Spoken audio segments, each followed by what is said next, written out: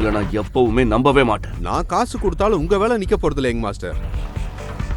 ஏன்னா பிரீத்தி உங்க கூட இருக்காங்க.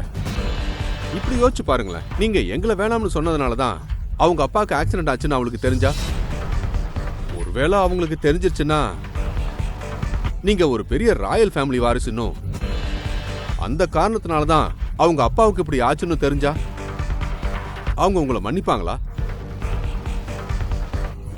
மெதுவா ஆரம்பிக்கிற ரிலேஷன்ஷிப் எல்லாம் சீக்கிரமா முடிஞ்சிடும்னு நான் நினைக்கிறேன். இதுக்கு மேலேயும் நீங்க ஒத்துக்கலன்னா உங்க அப்பாவை பத்தி உங்களுக்கு நல்லாவே தெரியும். இதோட இது முடிய போறதில்ல. அடுத்து பிரீத்திக்கும் இது தொடரும்.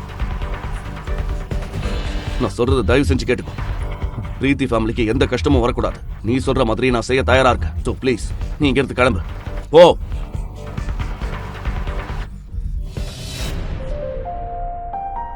தேங்க்யூ.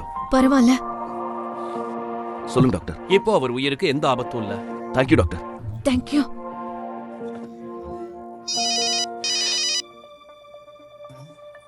ஒரு செகண்ட் கால் பேசிட்டு வந்துடுறேன். முழு வீடியோவை பாக்கெட் FM தமிழ் யூடியூப் சேனலில் கண்டு மகிழுங்கள்.